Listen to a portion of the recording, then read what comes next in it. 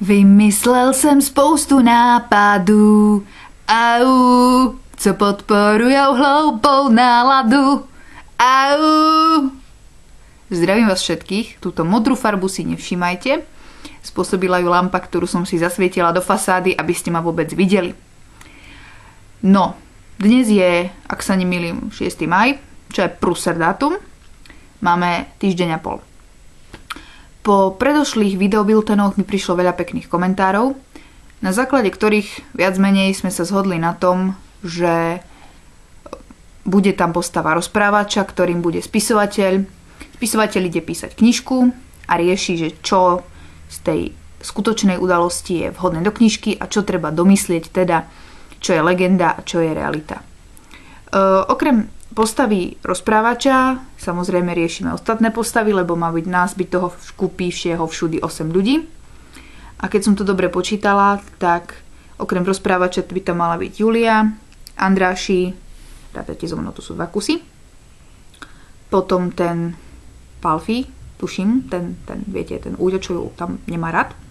Sudca, potom tam môžeme dať Kata, ďalej to má byť posol, ktorý prinesie listy a jedna doplnková postava, ktorú by som navrhla nejakú slúžku, ktorá tam vlastne sa stará o Julianino pohodlie a dotvára taký ten dobový kolorit.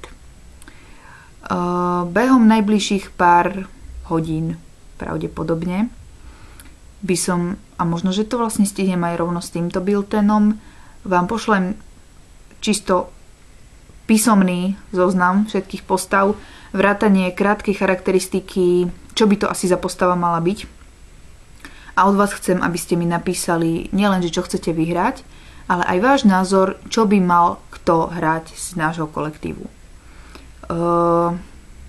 S tým, že vám tam pošlem aj zoznam tých, ktorí vlastne prídeme, pretože, ako asi viete, je nás málo podľa posledného sčítania hercov 8 kusov. Takže dejová línia, budú tam také kvázi 3 časti. Kapitulácia Levoče, kde sa bude rozoberať to, že či mala vlastne nejaký pomer s tým Andrášim alebo nie. A ak, tak na koľko. Ďalej druhá časť, bude tam ten posol, ktorý prinesie listy a ona ide za tým Palfim mu povedať, že tam má listy. Potom zistí, že listy by mohli byť dosť vážny prúser pre jej vlastnú rodinu, tak listy spáli a na základe toho sa potom dostane do väzenia. A tretia časť by bol súd. To nám Mirka poslala otázky, ktoré vypovedala na súde po 3-dňovom učení chudinka. Takže by sme vlastne postupovali podľa týchto otázok. S tým, že v tej časti neviem, čo hovorí legenda, takže budem asi potrebovať hlavne teda Mirkinu pomoc s konzultáciou, pretože neviem. Takže tak. Čiže dajte mi vedieť čo najskôr, že ako to vidíte, kto by chcel čo hrať a uvidíme, čo sa z toho vyvinie. No a ja sa pokúsim napísať ten scenár, čo ak budem stíhať popri všetkom tom archeoložení, ktoré mám, lebo už mám za sebou 5. výskum toho roku, akože paradzina. A tak vôbec. Takže asi tak. Bye bye.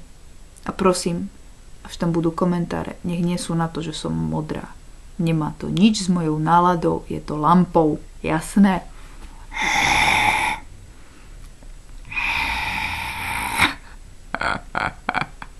Nemohla by som hrať smrtku?